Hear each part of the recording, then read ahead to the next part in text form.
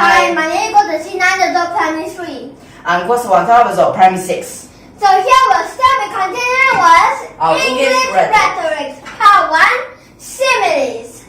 Well, for the similes, we're at the third part. For our sense of touch. Yes. So can I first give the example? Okay, our touch, we can feel whether it's hot, whether it's cold. Okay, so last few lessons we mainly say about hot, cold, chilly, all these. Why don't this time we mainly say about the texture? Okay? Wait, but I'll give one of these first, okay? Okay. So, hot as a flame. Now, flames are those fires, which you use for cooking, right? Yup, it's definitely very hot. Yes, it is. So, when you say it's hot as a flame, like you would mostly, probably, not want to touch it, okay? Yeah, if Unless you really want to feel what is it like to be burnt. Or scalded. Okay. So that means for this definition, it is just about hot. Yes. Right? So can you give an example? So here I'll give a sentence, okay? An example of a sentence using hot as a flame. Okay, so if it's hot as a flame, most possibly it could be something dangerous and you tell someone don't touch it or be careful. Or sometimes you can say, hey, for example, this bag is hot as flame. Why could it be hot as flame? Like in an air-conditioned room and there may be something suspicious about it, right? Yeah.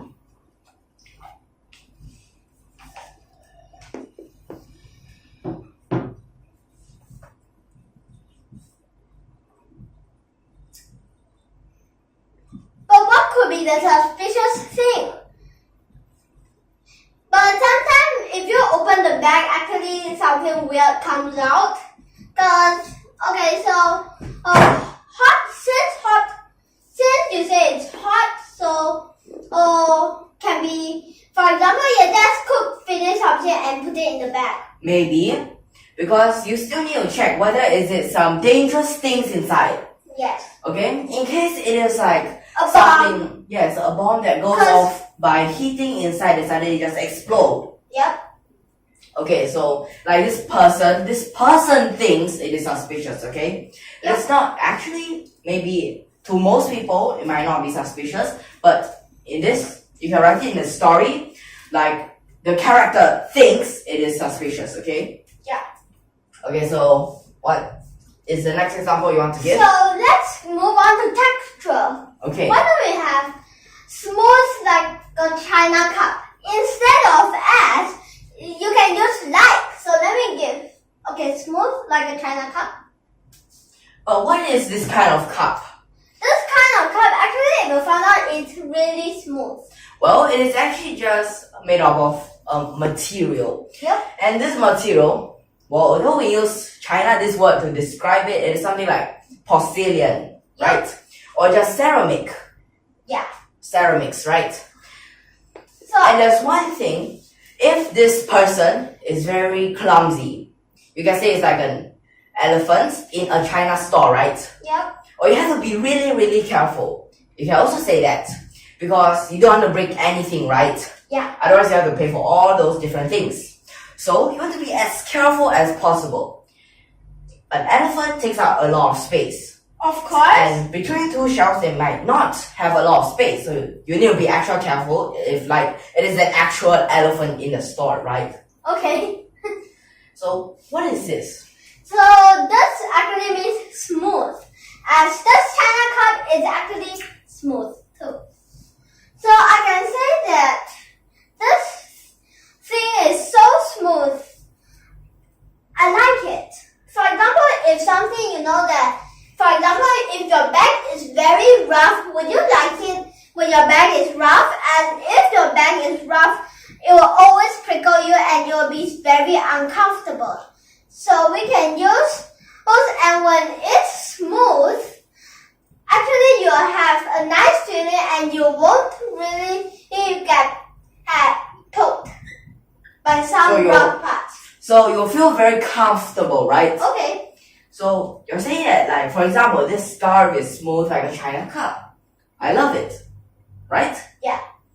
Thank you. Okay, so I'll give another example. You said about something prickly, right? Yeah. What animal is prickly? Of course, a hedgehog. Yes, hedgehog. But please don't mention something. Or porcupines, but you have to be really careful about differences between hedgehog and porcupine. What's the difference? Now, hedgehog, they like to live in hedges, as its name states. But hedgehog, they can live anywhere. Wait, hedgehog and hedgehog. I mean, what's the other animal? Hedgehog. So, for the other one, those with the extra long spikes, okay? Yeah. So, that is a porcupine, Yep. okay? So a hedgehog lives in a hedge, while a porcupine can live nearly like anywhere. Okay, but another thing, hedgehog are small, and the spikes will not fall off.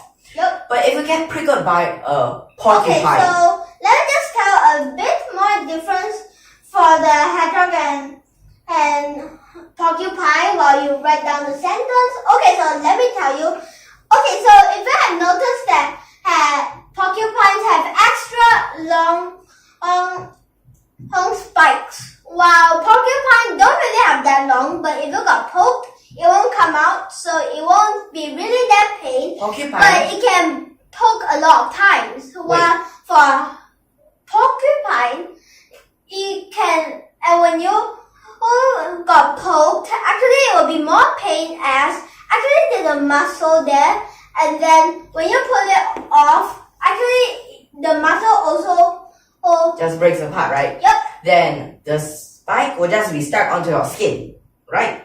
Yeah. That's for a porcupine.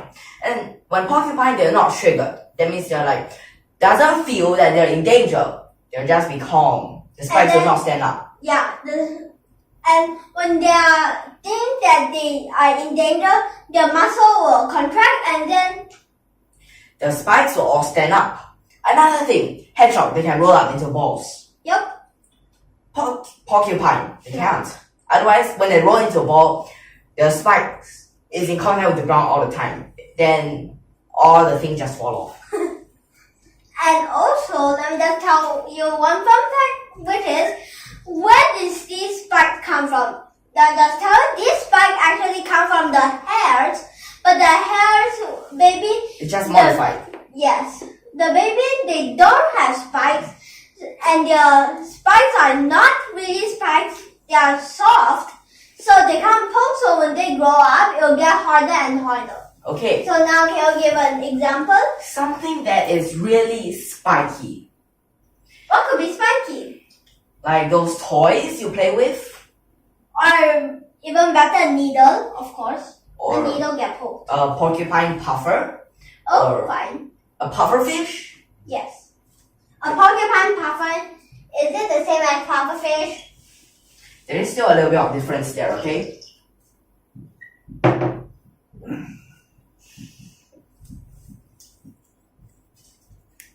Okay, beware of that fish. It is rough as the back of a hedgehog. So maybe it just in the sea you suddenly found a fish and then you found a lot of spikes. It could be any fish.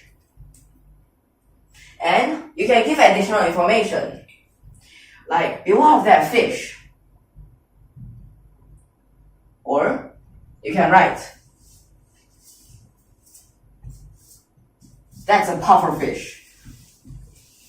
Right? Yep. Okay, you can write it like this. So it gets rough as the back of the hedgehog. How about another one? You can't give anything? Okay. Smooth again. Okay, you want smooth again. Okay, what does smooth as glass mean? Smooth as glass. Now glass, when you feel it, you can just slide across it easily, right? Yeah. So that means it's actually very smooth. So, Right? yep. So the meaning is smooth. Or it can even mean like silky. Well, silky will just that mean smooth, right? But I just have to tell something. If something is too smooth, it will get more slippery as Okay. the friction gets less.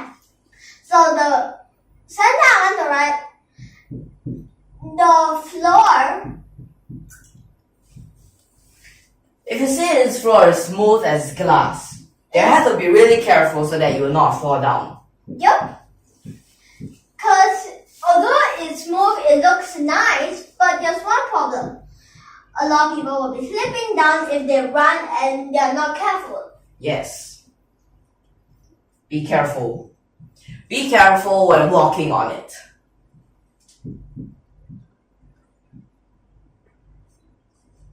Or you will fall down.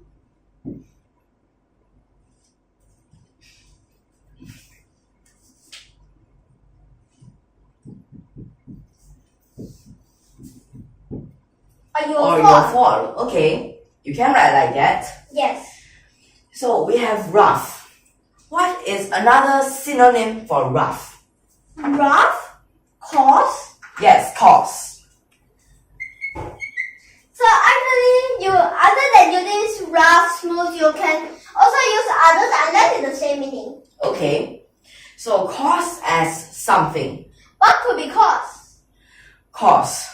So it could be that type of plant, right? Yep. It could be that type of fabric, right? Yep. So, what type of this kind of plant or anything? So, a rose? Coarse as this rose bush? It can be, right? Yeah. So, rose bush. We just pick out a rose. You know what's a rose, right? Yep. And actually, although a lot of times when we draw it, we always say that it's a nice thing, but actually, let me tell you, only the flower looks nice. The stalk isn't really so good as you think, as the stalk is not good as it has A lot of those spikes, right? yes, and when you get poked, they inject a little bit of poison. Venom, right? So coarse as this kind of rose bush. So when you get prickled by it, when you It's get actually rough. yes, then you might just get injured, right? Yep. So when you pick rose, you usually use scissors, right? Yeah. Yeah. So you usually use scissors. So this can also mean spiky, or you can just use coarse, right? Yep. Anyway, if you have known that, you have answered the next thing I want to write. Okay. So this means spiky things, right? Yep. So this means spiky. Now I can give examples, right? Yeah.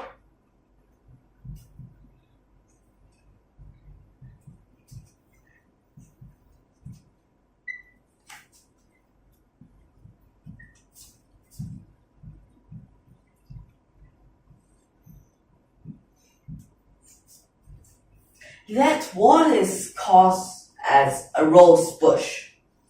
Coarse as a rose bush. Basically, it's very spiky, right? Yeah. When you try to touch that wall, you might get injured or something, right?